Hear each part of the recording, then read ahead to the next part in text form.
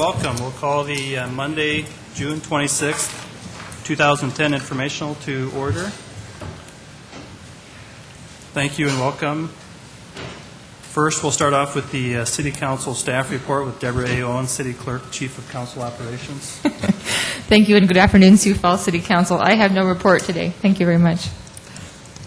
After that long introduction, we're going to have something. All right, we'll move on to the Mayor's office. Mayor Huther is here. Mayor? Councilor Jimson, thank you very much for the opportunity. I appreciate it. First of all, I wanted to thank you for allowing me the opportunity to give the budget address last week. I thoroughly enjoyed the opportunity to evaluate the finances of our great city. And as I said last week, we're very, very financially sound. And again, I wanted to thank my 12 department heads and the 1,100 employees who helped me put together that budget. Also, I wanted to just briefly touch on a topic. This weekend, there was so much going on in the city of Sioux Falls. Three events that took place I wanted to just highlight. One was an Irish festival that took place in downtown Sioux Falls. Then we had a tennis tournament here in our great city. We had baseball tournaments and all other kinds of things. And I think that sometimes we fail to realize that, yes, not everybody in our city was using those same entities this week, but yet we were receiving great benefit as a city. And what I mean by that is, for example, the tennis tournament and the baseball tournaments, and yes, the Irish festival. There were people there that were from out of town, and they were spending money in our hotels, in our restaurants, and yes, maybe even a bar or two, in the spirit of creating economic development opportunities, jobs, and things like that. And I just wanted to again, tie into that in different ways that, yes, good people of Sioux Falls, we're not always using these facilities on our own, but they're still providing great benefit to all of us. So thank you for the opportunity, Councilor Jameson and Co-Chair Aguilar. Thank you, Mayor. Next, we have the Audit Committee. Is there a report?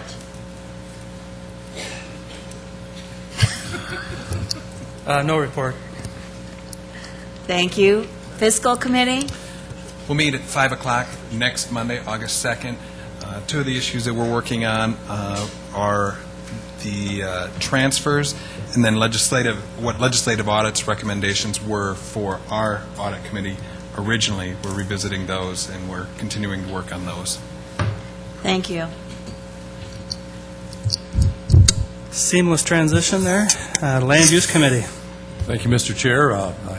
We have not had a meeting recently for anything to report, but immediately after the informational, we will be having a meeting. And the three items that we're going to be talking about are the rezoning process, the RV boat ordinance, and the sign ordinance. And looking at some of the faces in the audience, I think it's going to be a hot one. So, welcome.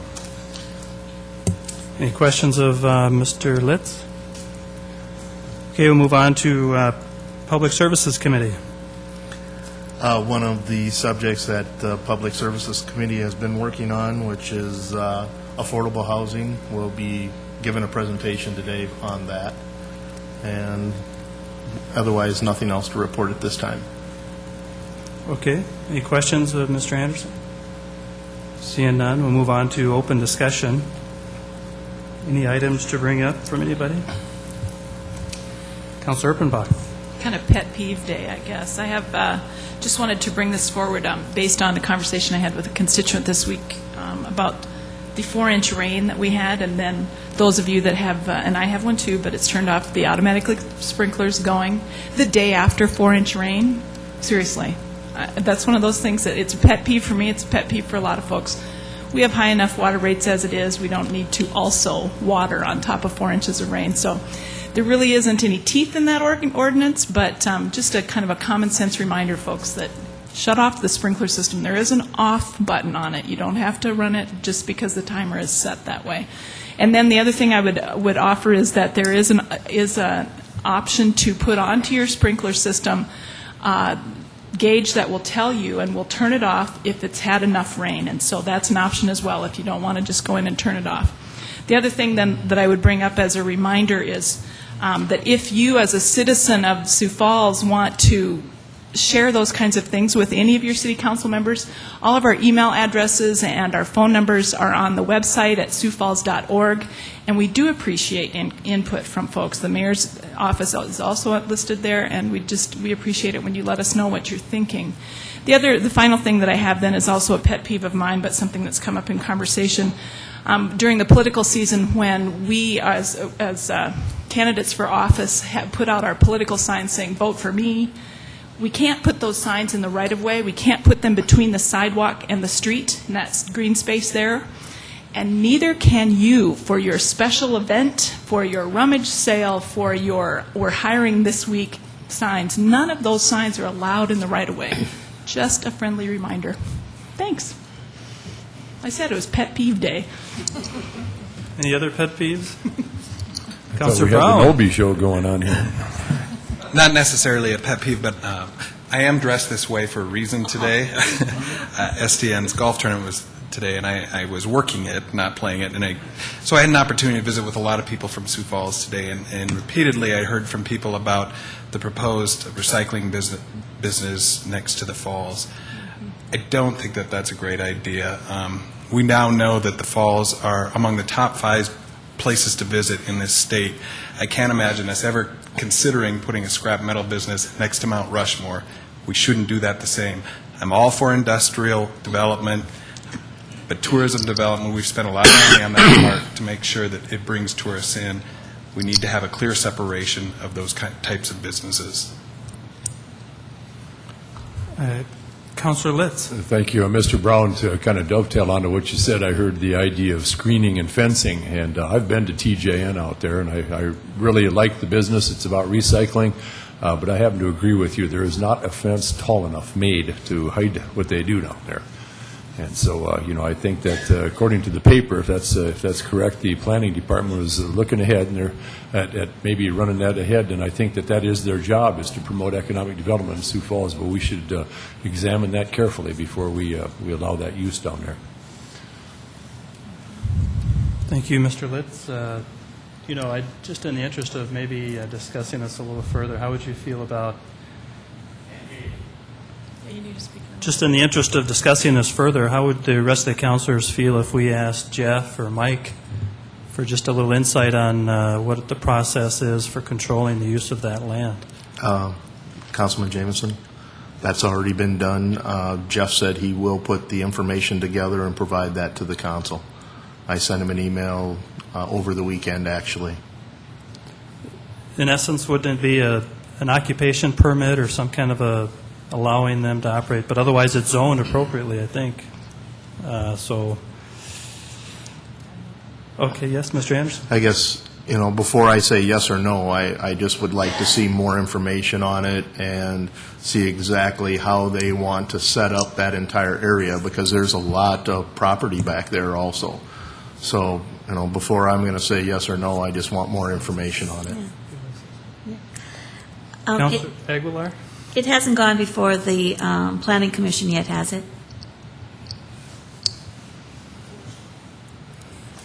We're getting a shaking of the head as no. Next Wednesday. Thank you. Any other discussions? Anybody? Just a friendly reminder. Next, we talked about this last week, the informational, that we would like to visit more August 2nd. I think all the councilors will be here at the informational, and we'd like to discuss further the capital improvements plan set out by the mayor on the event center. We'd like to have a little bit further discussion, at least amongst the councilors. And Mayor, we would sure appreciate anything you can provide us at that time. But look for that discussion to occur August 2nd. Councilor Aguilar. Are we starting that meeting at 3 or 4? I'm being instructed 3 o'clock. Thank you. Mark your calendar. Okay, thank you. Any other comments? Any other? All right, well, then we'll move into our presentations. We're going to start off with the 2011 legislative session and priorities by Yvonne Taylor, Executive Director of the South Dakota Municipal League.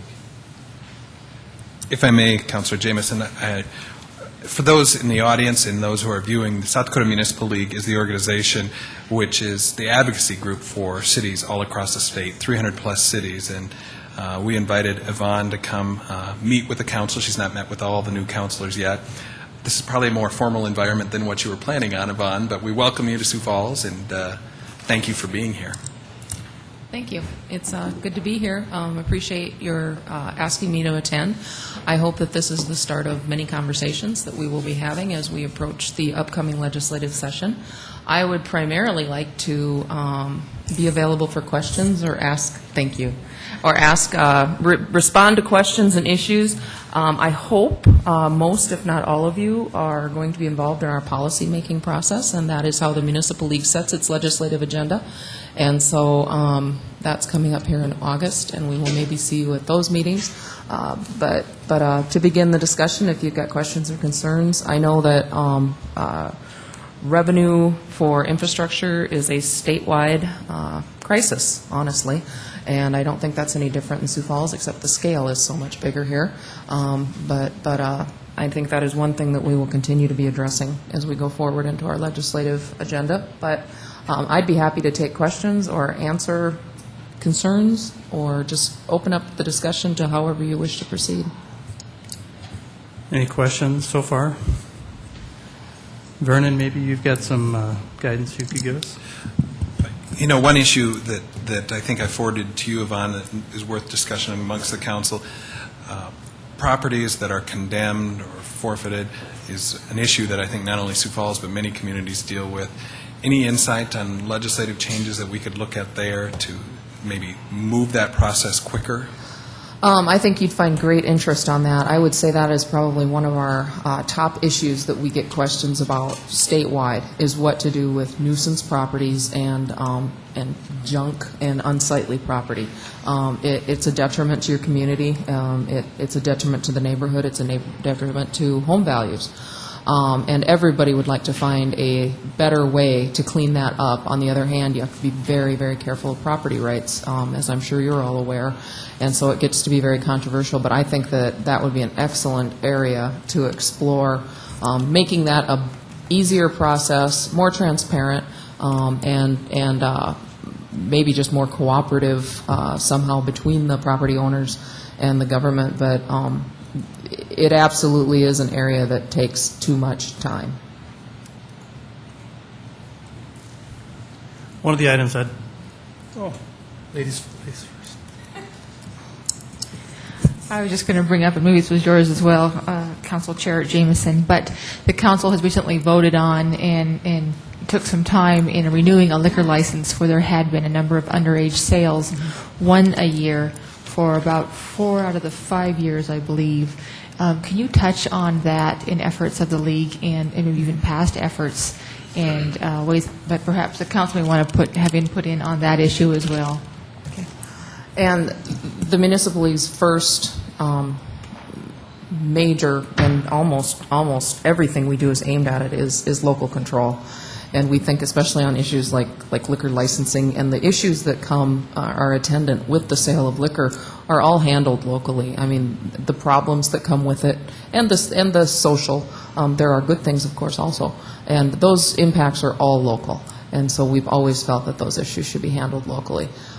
In discussions with the state on this type of issue, I think they would generally like to see you maybe go forward with changing the laws that deal with the number of violations you can have in what time frame, shortening that time frame.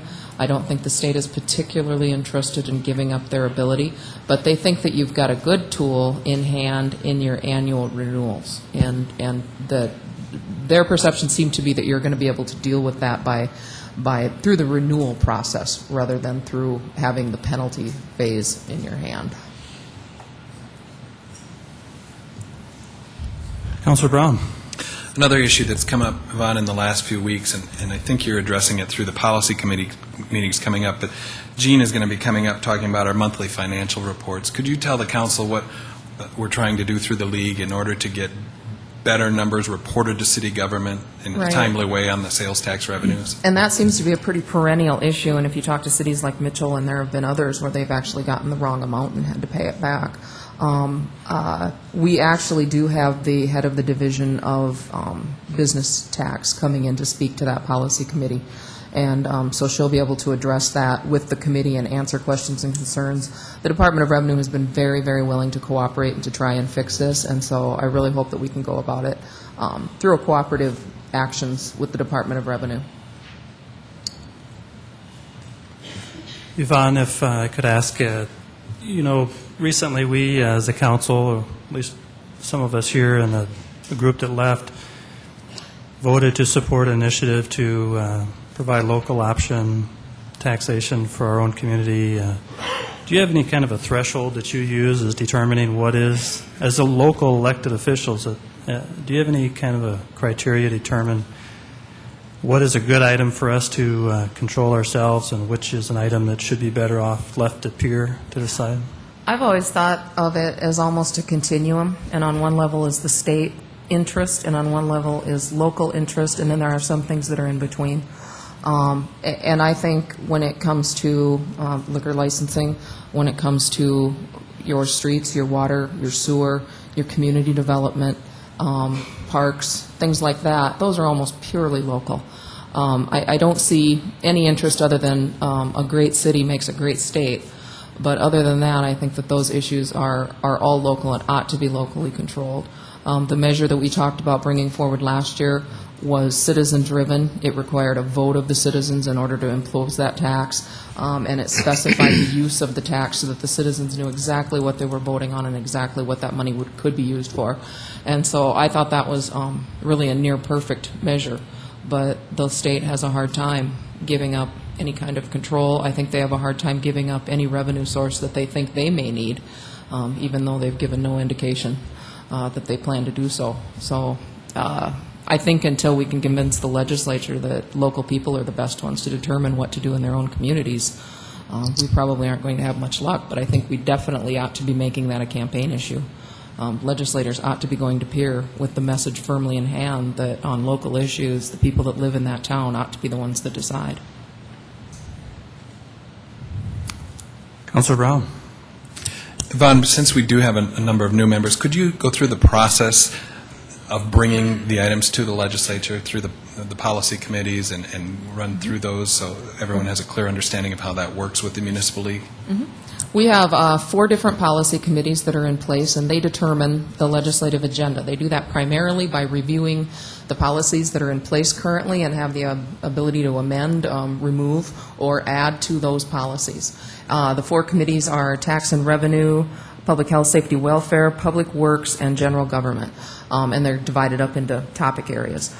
They meet in August and put together the preliminary. This is all published. You all have gotten copies of our magazine, and the policy statement as it is in place right now, I believe, is coming out in this upcoming magazine.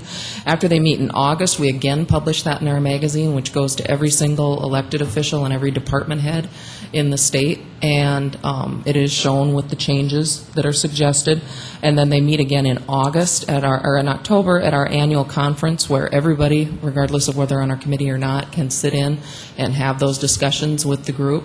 And then it further goes to a resolutions committee who makes sure everything fits all the way together. And finally, on the Friday of our conference, they are voted on by the membership at large.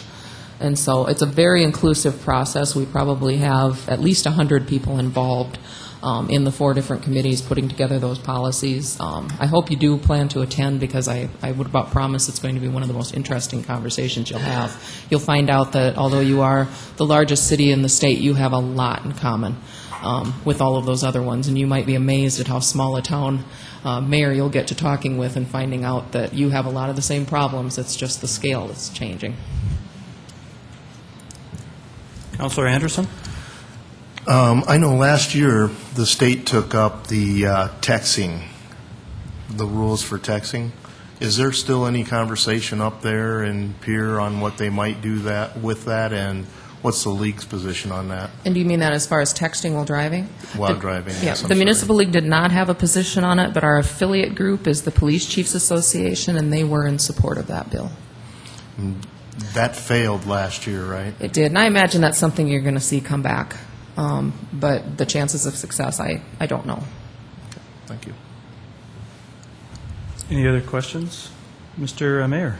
Councilor Jameson, thank you very much. And Yvonne, I know the answer to this, but in the spirit of maybe just educating the city council as well as the people of Sioux Falls, could you give us the Municipal League's stand on the Mark Feinstein bill that came out in terms of taxing bulk rate foods or eliminating the sales tax on bulk foods, for example, like is done in North Dakota?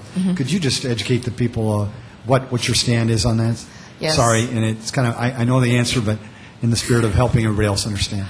I can. And the Municipal League has a policy that opposes removing the sales tax on food, and the reason for that is the stability of that source of revenue. It's a large revenue source, but it is also the most stable portion of the sales tax.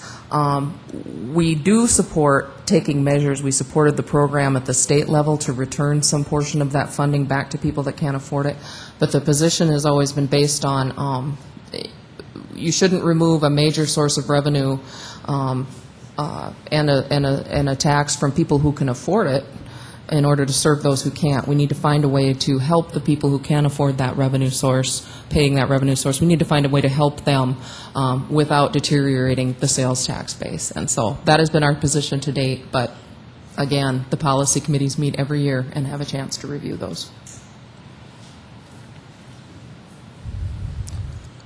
Okay, any other questions? Seeing none, well, thank you very much. Thank you. Yvonne. All right, we'll move into our monthly financial report with Gene Roanhorse. Welcome, Gene. Thank you. Gene Roanhorse, Director of Finance. I'm not sure there's an order to that now, isn't there, that you'd set a policy for?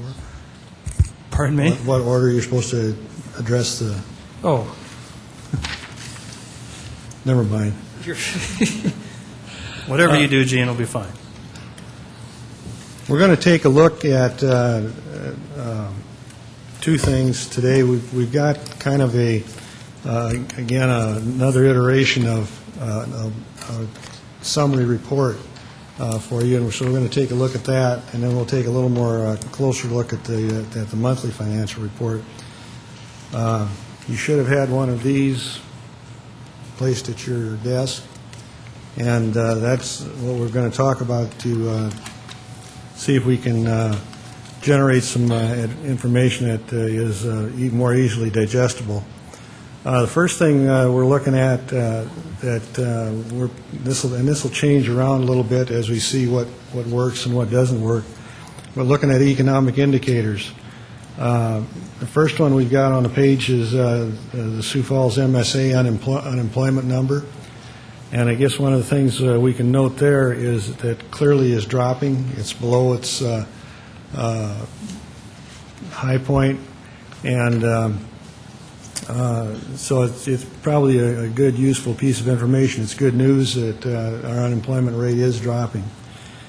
You go to the Sioux Falls year-to-date taxable sales. A good thing there. Now, this is taxable sales versus the tax. We're not talking about the tax, we're talking about taxable sales. This one is turning up, and that is a good sign. That should help our sales tax, and we're hopeful that it will. And then the building permits, as you can see there, the building permits are still a little bit slow, but they are consistent with the prior months at about this time of the year. Then if you flip through to a page, we'll get what's actually on the screen now. First we'll talk about the revenue, and we're up through June, and what you can see is we are just a minute here, get my notes. The trend is slightly above 2009, and there's no or limited growth in the sales tax receipts. The general fund revenue is projected to end the year end of the year, we're at about $113 million total revenue. So it's moving in the right direction. In the next one, we want to look at the month-by-month revenue, month-over-month revenue. The first one was the general fund revenue. This is just the month-to-month. In June, it's and what's different in that one is primarily the sales tax. Sales tax receipt in June last year, a year ago now, and this is where we got some strange things going on with numbers. Last year it was 3.1 million, or this year was 3.1 million compared to 1.8 million June of last year. Pretty big difference from year to year, and one that would make you wonder. Year-to-date revenue for the property tax is slightly higher than the previous years, and that's due to growth in the property tax base and the CPI adjustment that we had. There really wasn't anything in terms of more revenue coming in. We go to the expenditures. The year-to-date expenditures for the general fund reflect an efficiency measures and spending back holdbacks that have been implemented. Expenditure projections indicate at the end of the year in the 115 to the 116 million dollars for the comparison. Last year at this time it was 100, or was forecasted that last year at this time 123 million. So we are down a little bit in expenditures, or not a little bit. We're down by a good $8 million. Month-over-month expenditures for June are flat to last year. The year-to-date expenditures for highways and streets shows the impact. If you look at that in the February-March time frame, it shows the impact of our spring snow events that raised havoc with our budget at that point. And then the capital program expenditures this year, at this point, this month, was 8 construction bids in June with an average of 5% better than the projected estimate for the project, so that helps us with our CIP program. On average, the low bid was 7% better than the estimate. And then we have 2 significant capital projects bid in June. Where there's the field of improvement for the junior, the things that generated it was the junior football complex and a well field expansion at the sanitary landfill that caused us those expenditures. So those are all on the charts. And like I say, this will be an iterative process. We will welcome feedback on what you liked and what you didn't like about it. Send me an email, and we'll include it in our next go-around. And this, like I say, this is going to be an iterative process for probably some period of time. Just take a couple quick looks at the irregular report. Some changes there you'll see in the general fund report in particular. On the right-hand side, we now have 3 years out there, 08, 09, and 10. So you can see the years and see some trends if you're interested in that. And then we also have the percent of budget that has been generated up to that point. So that's a new feature that you've not seen before on the general fund. And we'll probably keep that one in there. That seems to be something of interest. On page 3, we have our June sales tax. We do not have the sales tax numbers in yet. They should be in any day. And that it's not going to be here today. We know that by talking to the Department of Revenue. But tomorrow, Wednesday, it should be here, and we'll report to you then as soon as we get it and get through the analysis. We'll get that sales tax results to you, and we'll see how we come out on a year-to-date basis. One of the things we always pay a little bit of attention to is on page 7, and that's our enterprise funds. And the thing that you want to pay attention to is the line that's about a third of the way down the page. It says cash flows from operating activities. So this is for doing business. This is the amount of cash that the enterprise funds are generating, and we always obviously want those to be a positive number, although they have been known to be negative at times in the past. We should not have that occur. The process that we go through during the budget season, actually it's done before the budget season, of having consultants come in and do a survey of all the enterprise funds, seems to be working very well. We've got money, and we don't get caught short, and like I say, that has happened in the past. And then the one thing that, or another thing that is of a little bit of interest is the page 16, which is our debt position, and this is the debt for everything. We're going to do some work on this to break this up a little bit, because you've got considerably different situations going on here. The first thing you see, the revenue bonds, and that's basically our sales tax, and that's got things like Lewis and Clark in it, and the quality of life bonds and things like that.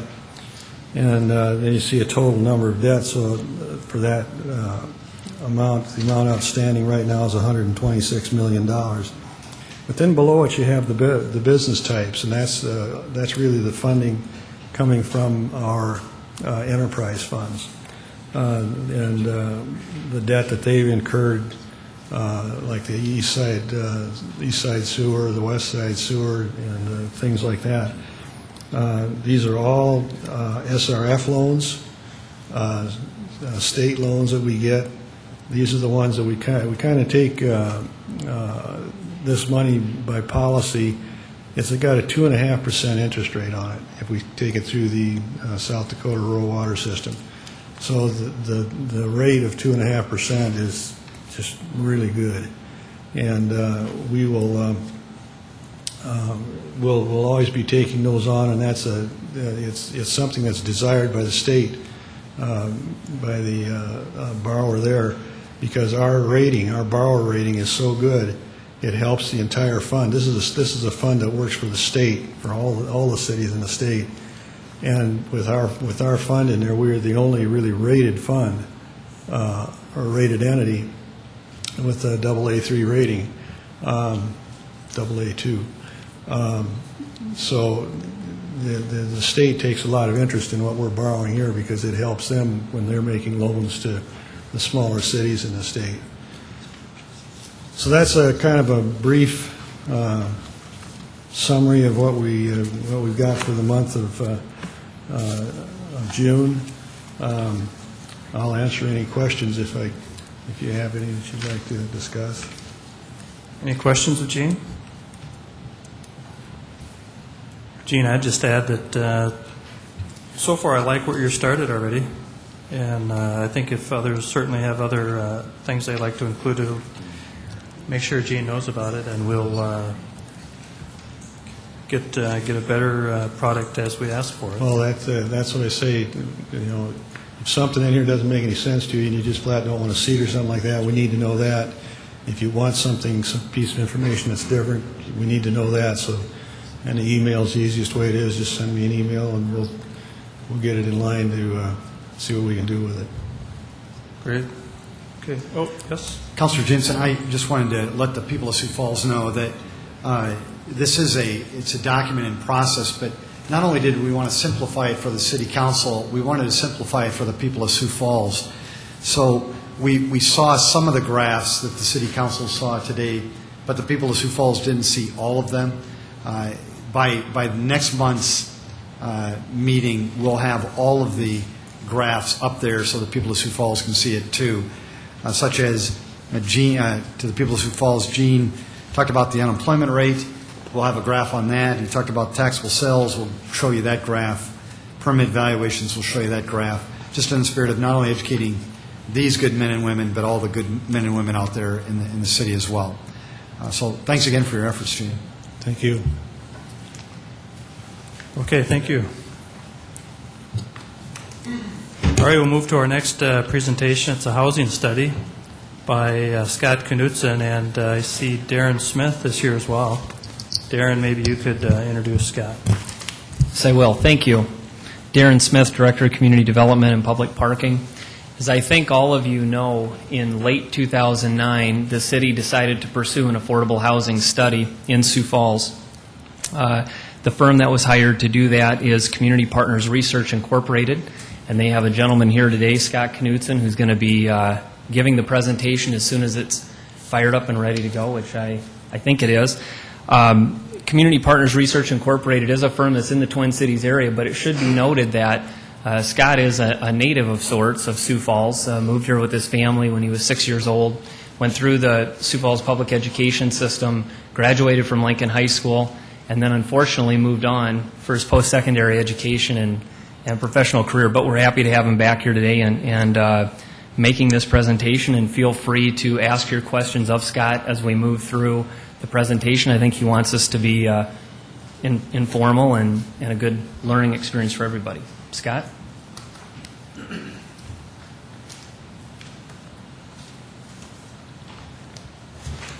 Good afternoon, Mr. Chairman, Mr. Mayor, members of the City Council. I am Scott Knudsen with Community Partners Research. I'm going to try this high-tech pointing device. Oh, look at that, it works.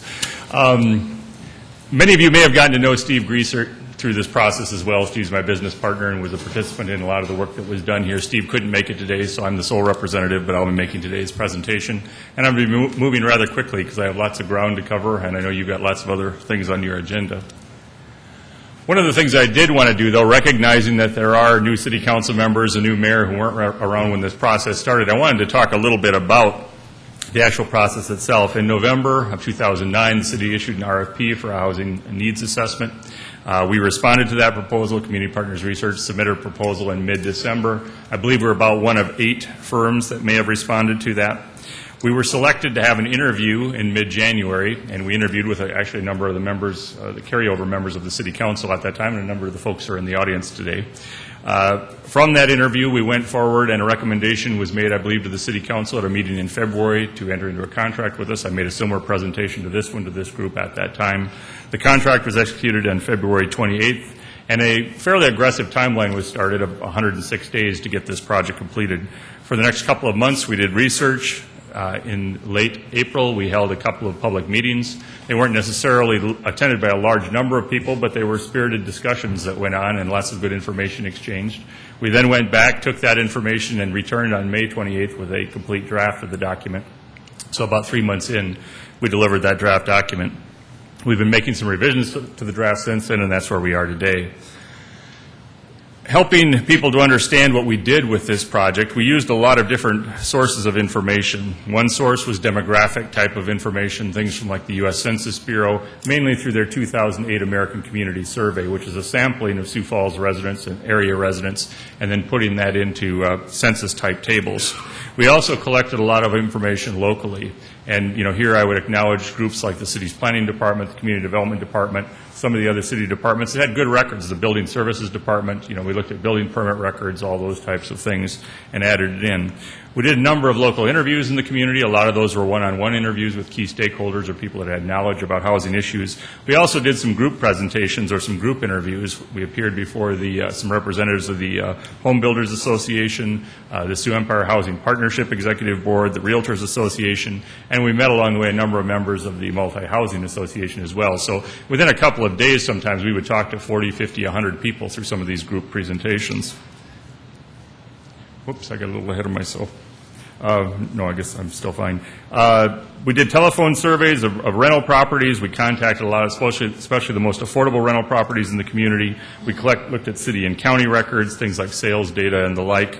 And interestingly, we did a windshield survey, a housing conditions survey of over 5,000 residential structures in the city in some targeted neighborhoods.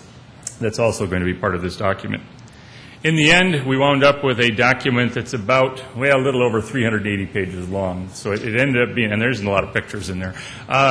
We ended up with a pretty big document, and actually maybe somewhat of an unwieldy document. So one of the attempts was to break this into sections that would make it easier to find the information that you're looking for.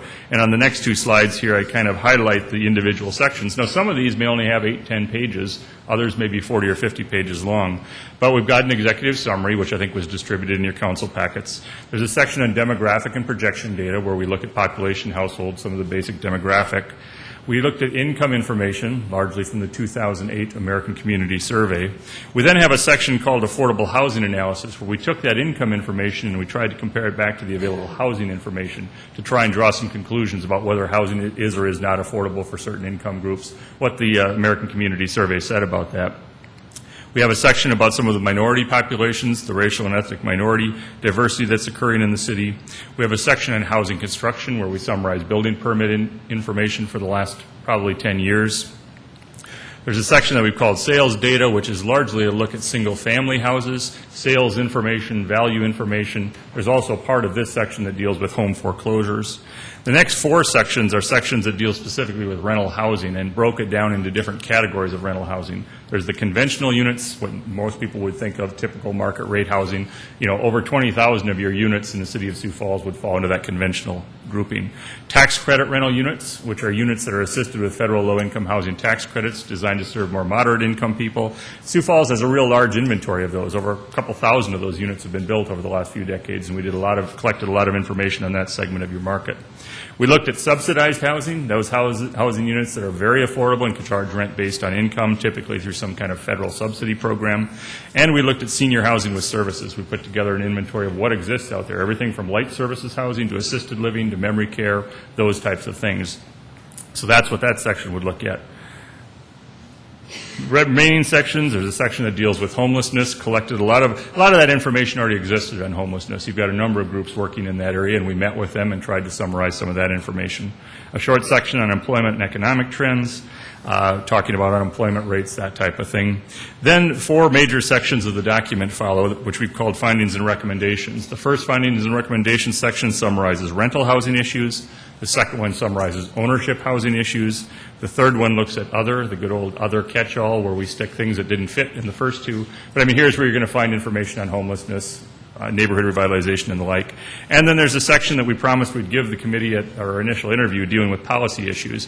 And these policy issues are not, you know, necessarily earth-shattering things that no one's ever heard of before. In fact, they're oftentimes very well discussed, as was pointed out to me, and very well vetted issues. But they're issues that were being talked about in the community as we were doing our research. So we attempted to summarize them here, often without opinion.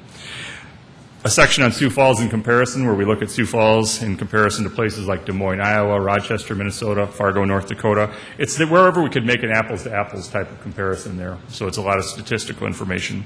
A section that's kind of a resource section on program models, things the city may want to look at, what other communities have done in some cases. And then finally a section on agencies and resources. I had to throw in a couple of caveats here about this presentation and about this study. And what I've said is 2010 is a difficult time to do a housing study and to make housing projections. As many of you are aware, there's some unique things, I think, that are going on in Sioux Falls, at least if you compare it to the recent past. You know, obviously, we've got a national economic recession, which has had some impact on Sioux Falls, and you've seen higher than normal unemployment rates in your community. You know, we've seen across the nation and in regions and cities across the nation a retreat of some regional housing markets and local housing markets. You know, some places had housing bubbles that created and housing busts that followed. We've seen foreclosure activity go up, although, again, not real dramatic in Sioux Falls, but it's had an impact on lending practices and the like. The city has above average or well above average number of rental housing vacancies, and I think that here's a good place to throw in that the Multi-Housing Association, has tracked that kind of information for many years. We were able to look at their records going back to 1996. And what you were seeing in January of 2010 was the highest vacancy rate, I think, that they'd recorded in that time frame. So while Sioux Falls has done pretty well, these have had an impact. And what we tried to incorporate in this study was some of these short-term trends and a recognition of these short-term trends, but also trying to look at it in a longer-term pattern as well, and so not to be overly influenced by what's happening real recently. we wanted to talk a little bit about some of the things that Sioux Falls has achieved, because in the area of housing, you're really largely a success story. I mean, that's an important point to make. You know, for population growth, yes, population growth may have slowed in recent years, as tracked by the planning department, though you're still looking at an average of 1.8% population growth per year over the last 3 years. Not as fast as it used to be, still pretty darn fast in terms of population growth. Unemployment rate, yeah, it was up to 4.7% at the end of 2009, but that was half the national rate. You know, so again, you have to look at it in comparison. And, you know, jumping out, more than 1,100 new housing units were permitted and built in Sioux Falls in 2009. That may not be the peak of, say, 2002, 2005, some of those years, but 1,100 housing units is still a lot of housing getting put up. And as you drive around the city, you see that construction activity.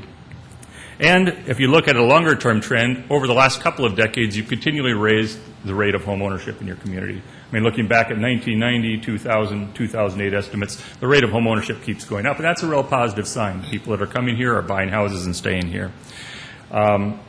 Other major achievements, prices for existing homes have remained reasonably stable. I mean, it looked like there could have been a little retreat between 2008 and 2009, depending on which data sources you tend to look at, but it was only a couple of $1,000s. Again, not dramatic price swings, even in down times.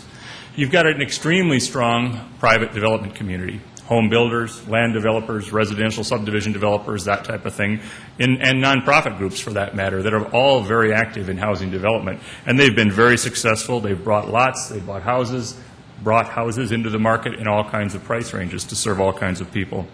Rental production has been extremely strong. Thousands of rental units have been created. In fact, I think an argument can be made that maybe a few too many rental units were created over the last few years, leading to some of that vacancy rate that's out there. But again, it's a strong development community that's making things happen. And you've had a very strong market for housing tax credits. Again, the moderate rent types of units that serve moderate income people, thousands of units have been built of those types of housing.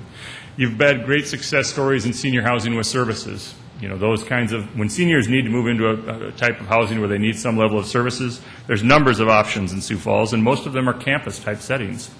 You know, where a person can move in when they're largely independent, kind of age through the system, eventually wind up in assisted living, oftentimes never even having to leave their housing unit. So that's been a big success.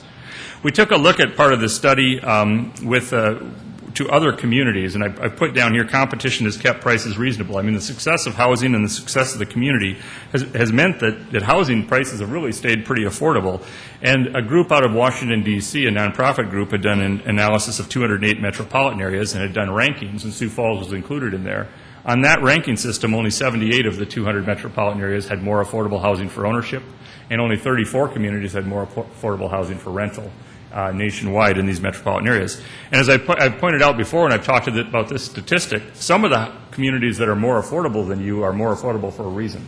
And it's because they've had things like high unemployment rates, they've had out-migration of people, you know, they're depressed communities, home prices have dropped. So in many ways, you know, you're doing extremely well for a growing community and still very affordable on a national comparative scale. Another thing I wanted to point out from a success story point of view is income statistics. If you look at the 2008 American Community Survey, incomes in the city have really improved over the last decade, between 2000 and 2008.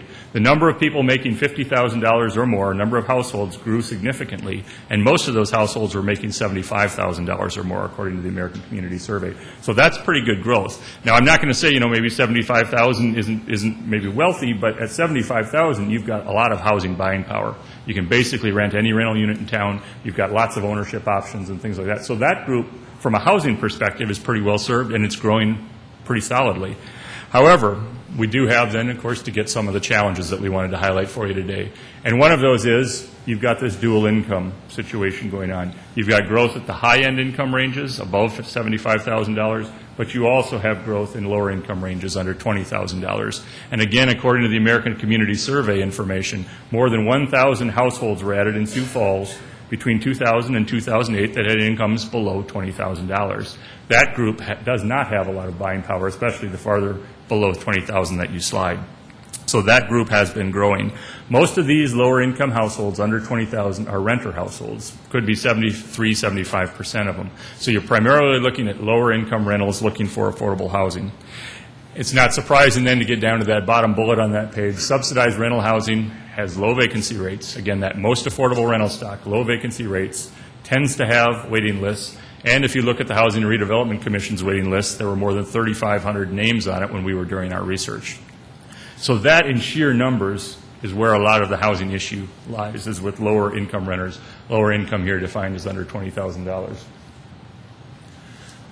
Other issues, other challenges facing the community, we talk about in this study, we talk about lower income seniors needing services, having limited options in the city. This is a group that may not have had much money to start with, or through the course of living, say, in assisted living, paying $3,000 or $4,000 a month, may have depleted their assets. They reach a certain point where a Medicaid elderly waiver is available to them, but the reimbursement rate on that program really is not enough to pay for the assisted living options in Sioux Falls, and some of them may be forced to leave the community. Whenever I talk to senior housing providers, this came up as the #1 unserved issue for senior citizens, with some of the lower income seniors facing housing needs where services needed to be provided. Another challenge, Sioux Falls does not have a large racial or ethnic minority population. At least on official statistics, it's less than 10% of all households. However, it is a growing segment of your community, and it probably will continue to grow through both international immigration, domestic immigration, and natural increase. So that is a growing segment of the community. Yet, when you look at most of those racial and ethnic groups, home ownership rates tend to be below average, and in fact, in some groups, it's fairly low. The one notable exception to point out, at least according to the American Community Survey, is Hispanic Latino households, which actually have an above-average rate of home ownership. So that was an encouraging thing to see. But there's work that can be done, I think, in other segments of the racial and ethnic minority population groups. There's challenges dealing with homelessness. The city has spent a lot of time and effort on it. A 10-year plan to end homelessness has been created. Yet the most recent point-in-time survey completed last September showed, I think, the largest number of homeless individuals in the community. Now, that's not an indictment of what's been done. A lot of that can be attributed back to economic conditions, loss of jobs, people losing houses, and things like that. But it is an ongoing challenge. If I like to say that there's some good news in the homelessness front, it's that, the groups that are out there are initiating projects, and oftentimes when they do a project, it can have a dramatic impact. A 20-bed expansion in an emergency shelter facility can help a lot of people that might otherwise be on the streets on a given night. So there is an impact that can be achieved in that segment of the housing market.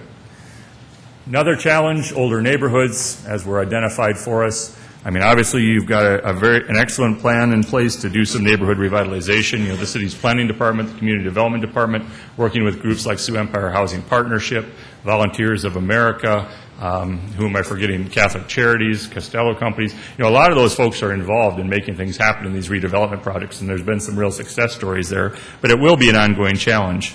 According to a lot of the city statistics, some of these neighborhoods are up to 70% rental housing. And so, you've got some challenges there to try and deal with the issues that exist. Redevelopment is expensive. Private developers that we talk to are often looking for some kind of risk guarantee to get involved. They don't have as much risk developing out in new areas of the city where there's open land. There's risk-reward benefit that private developers look at, and that impacts redevelopment. One good thing is the condition survey that was done here and a series of maps that have been created in the Community Development Department has those maps, can help identify some of the clusters of substandard housing that may exist in neighborhoods. Another challenge, talking about just home ownership in general, while home ownership has been improving, or the rate of home ownership has been increasing in the city, it still is a challenge for people at the low and moderate income end of the scale. If you look at the American Community Survey information, homeowners making less than $50,000 per year have had an increasing rate of housing cost burden, where they've had to pay a disproportionately large share of their income for housing. And so there's always going to be a group of people that are going to struggle to make it into home ownership. If you look at a typical renter, the median income for a renter household in Sioux Falls is around $32,000. Taking that median income renter and putting them into home ownership is always going to be a challenge, and that's why you have programs like down payment assistance, home ownership training, and some of the groups that are out there trying to produce more affordable ownership housing options.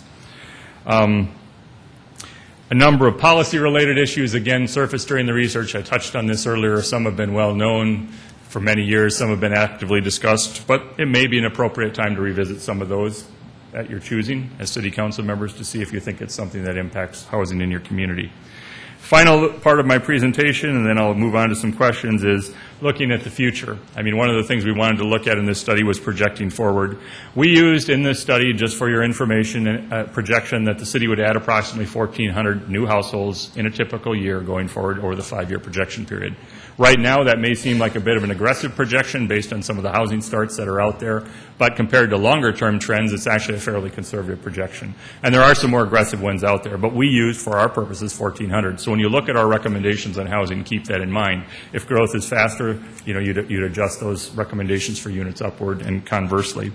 Here I guess I would point out, and it's intuitive, I think, to all of you who especially work on these issues, when you look at the past, job growth and household growth seem to be pretty closely linked. At a time when the city was adding jobs and employment, the growth rate was faster. At a point when unemployment started going up and jobs started to disappear, in migration in particular, people moving here from other parts of the country started to slow. So some of the household growth, some of the housing demand was linked directly to the job situation in the community.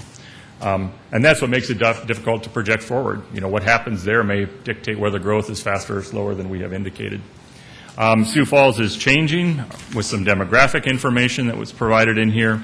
One of the things I'd like to bring to your attention is that the strongest segment for net household growth over the 5-year projection period going forward is in the age group 55 to 64 years old, and following that 65 to 74. That is the baby boomer generation moving through the aging cycle. By the year 2015, nearly all the baby boomers will be 55 and older. If you look at the demographic swing, that's a big bubble still that's out there. In the near term, that creates demand for empty nester housing, young senior housing, that type of thing. If you take that out longer term and start getting out, say, 10, 15 years, you start to see a large number of older senior citizens, and again, creating demand after 2020 for things like assisted living at a much faster rate than they may be created today. Finally, the last thing I just wanted to touch on, and again, this is if you get into the findings and recommendations section, the projected household growth that we use, the 1,400 households that we ran calculations off of, translated into, in our minds, rental housing demand of somewhere between 460 and 480 units per year. Now, in the near term, that's actually a tight range. I was saying that this morning. That's probably a little bit too tight of a range. It probably should have been more like 450 to 500 to give us a little bit of wiggle room on that. But, that's what we see going forward with normal household growth. In the near term, there's a lot of vacancies out there in the rental market. I don't necessarily think that construction will fill that void. A lot of that will move into housing that's already there and vacant. On the other side, ownership demand, 871,020 households per year based on the projections that we're using. So again, much more demand for ownership housing still going forward, but that should continue to generate demand for new housing construction. And if you look at the findings and recommendations section, you'll see some more specific detail on that. With that, I shall call my presentation over and start talking any questions that may have. Very fast talker, Scott. I knew I had to keep this going. You did very well. Any questions of Scott or Darren, maybe? Scott, if I could, if you had to, over the past, we've been challenged to determine and find out what is affordable housing. And the question always comes out that Sioux Falls doesn't have enough affordable housing. And then we struggle with determining, well, what is affordable housing? And is it ownership of a house? Is it rental of a house? Is it just a place to occupy? It could be a twin home or a trailer home. It could be an apartment or a home. But in your definition, what have you determined the definition is of affordable housing in Sioux Falls? I think if you look in that section dealing with affordable housing analysis, you will find some basic definitions, and I'm afraid I don't have those right in front of me, but there are some in there at the median income level. But what I will say is that becomes a relative term, and these are things that I've talked about in some of the other presentations. It is a function of income versus housing costs. And I think in general, the median household income for the city matches up really well with a lot of the ownership options that are out there and a lot of the rental options that are out there. And I think where you start to see that affordable housing becoming an issue as that income drops. And that, I think, becomes most pronounced when you start getting under $35,000 household income and what that translates into, and more specifically when you get below $20,000. And I think that's where the real difficulty starts to come in, is people earning less than $20,000 per year essentially have $500 per month or less that they can apply to housing costs. And that's where I think the big void tends to be. Over the years, you've tended to lose housing, rental housing in particular, that's extremely low rent. You've even lost some of the subsidized projects that you've had that were federally subsidized that have completed their contract requirements. So that pot of housing has grown smaller over the years, while the number of renter households has grown larger that need that kind of housing. So in general terms, I think the affordability crunch comes most pronounced in under $20,000, under $500 rent type units. Councilor Anderson. Scott, in doing your window survey, which was done in some of the older neighborhoods, can you give us some comments on what you were seeing in those older neighborhoods as far as condition of homes? And I didn't bring those actual number statistics along with me today. We were kind of forewarned by city staff that we were going to see vastly different styles of housing as we moved through some of these older neighborhoods, and of course that was the case. I mean, you move through some of these close-in neighborhoods and you have big Victorian-type mansions and stuff like that. You move farther away and you start to see some houses that are actually quite small in footprint. Generally speaking, there's a fair number of housing units out there that we rated in the lowest condition categories, which either are suitable for demolition, acquisition and demolition, or almost certainly should be acquired and demolished. They're kind of borderline or definite. And I don't know, Randy, if you actually even know a number off the top of your head, was it okay?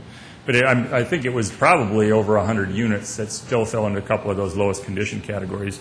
So even though in certain neighborhoods a lot of activity has been done to acquire and clear, there are other neighborhoods where there still are a number of houses, and that work could continue for quite a while. In general, it's. I apologize. I should have brought those numbers with me. But I mean, those maps are out there, and you can sure take a look at them in terms of where concentrations may exist. You also hit some pockets within older neighborhoods where stuff is really well kept up, and you hit block after block of some really nice quality housing, even though the housing is oftentimes very old. So, Councilor Brown. Scott, thanks for being here. You look at cities all across our region. Our biggest issue of the growing number of those in the $20,000 and under and fewer apartments at $500 and under, is that unique to Sioux Falls, or is that something you're seeing in the other cities in which you work? That income split is evident in other communities that we've worked in. You tend to have a group getting more income and wealthier, and a group that's not. And it's kind of both ends of the spectrum tend to be rising. And what happens is in the middle ranges between, say, like 20 and 50,000, there's actually oftentimes fewer households earning in those income ranges.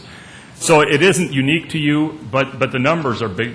The numbers are pretty big, when you start talking about more than 1,000 households being added during the decade. And if you actually look at the metropolitan area, the Sioux Falls MSA, I think it was more than 1,600 households being added. So there is a lower income group of people out there that is growing, and those numbers are hard to fix. I mean, in terms of creating a lot of additional very affordable housing units. And so you'll see in the recommendations here, we talk about a much more modest annual goal of trying to tick away at some of that problem, because you're not going to build 1,000 or 1,600 extremely affordable housing units in your community. So it's not unique, but it's a big scale problem when you get to a city of your size. So based on what you've seen in other cities, it sounds to me like it's a wage issue, maybe a bigger issue than a housing issue. I said at one of the presentations I made, it essentially comes down to increasing people's income or lowering their housing costs. I mean, those are the two obvious solutions. Which is the easier one to tackle? Generally speaking, you got to do a little bit of both. I mean, they're usually somewhat in combination, but to the extent people have more money to spend, housing becomes less of an issue for them. So, thank you.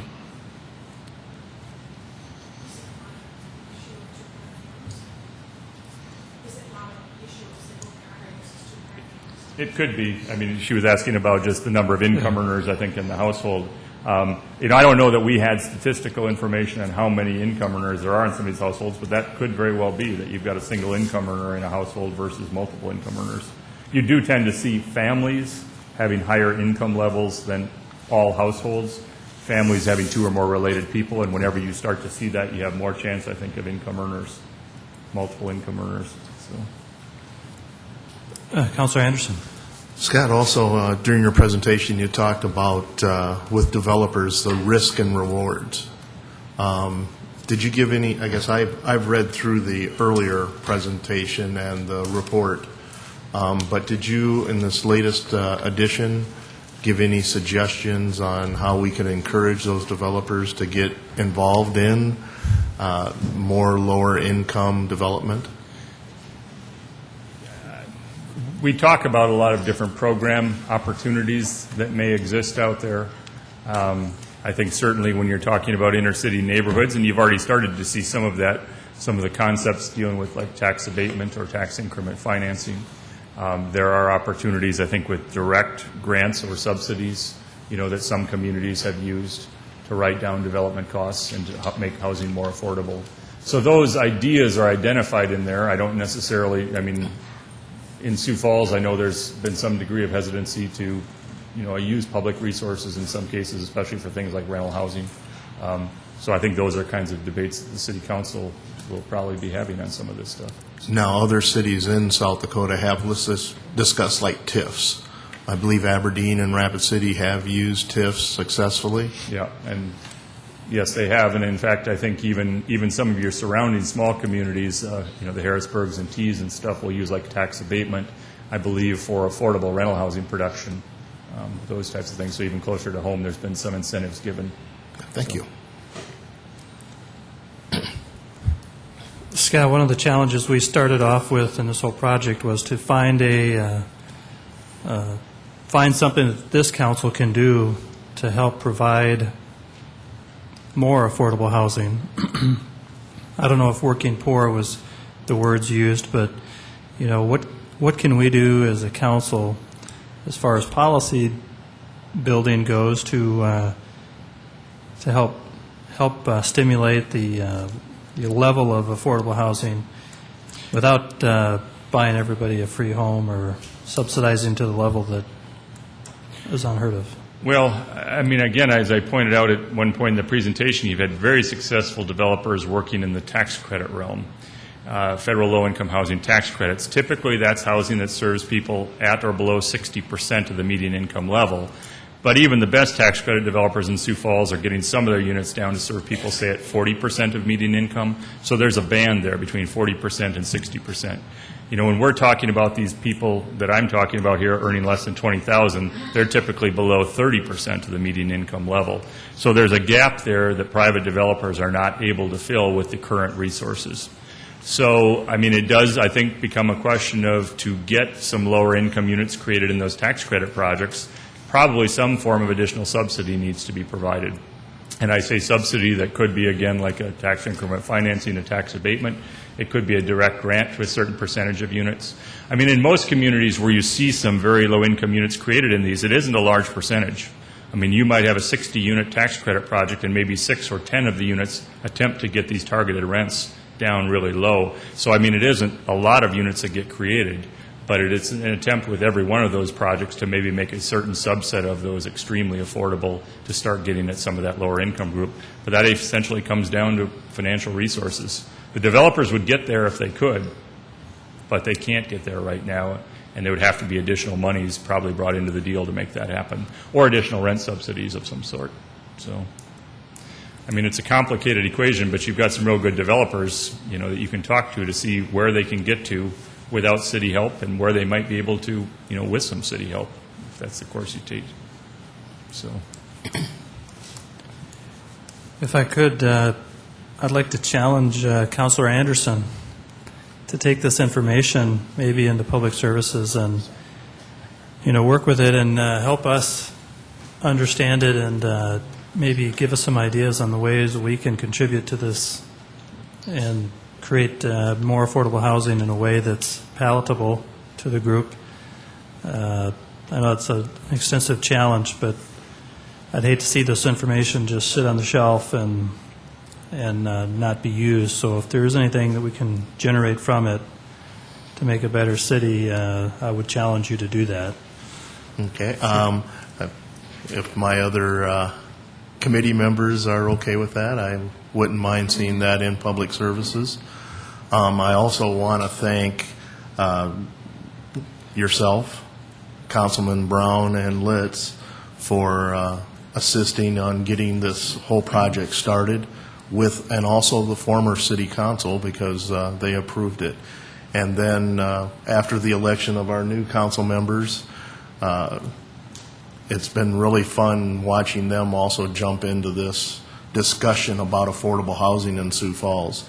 And that's what I hope this is a first step in a continued discussion about affordable housing, because now we've taken all this information that has been all throughout different entities and compiled it together. And now we can take a look at where we could focus to make the best use of this. So thank you all on that. Thank you. Mr. Chairman, if I can, just a couple things real You quick. bet. Perfect segue to a couple things I wanted to wrap up with. One is we did want to request that there would be a small council committee or group that we could work with going forward. We do have lots of ideas for different programs, new programs, changing some things we're doing, and we'd like a group with the council to work with. We've had many conversations the last few weeks already with some of the tax credit housing developers and others in town, other partner organizations like Sioux Empire Housing and so forth. We're very optimistic about some of the ideas that we have. And finally, we will get the council a copy of the full report. You have the executive summary that was provided last week and this presentation, but you will have a 380-page report that I know you'll all be looking forward to. And it'll have the maps and the pictures and all that sort of stuff, and we'll get that to you at the end of this week. Great, and Darren, I think you do have a group with Councilman Anderson as the chair of the Public Services that something additional will occur. Okay, Thank you. perfect. Thank you. Greg, just one last thing. I did miss a couple people I wanted to thank on this too. Randy Bartunik for helping us from community development also getting this started, and our CCOG group also for providing that information, and Jim Schmidt. Very good. Yes, you're right. And Scott, thank you. Any other items there?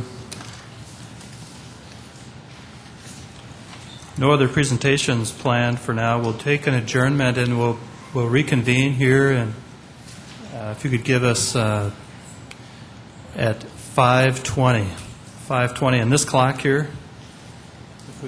If we could start at 5:20, the Land Use Committee in this room. All right, we are adjourned.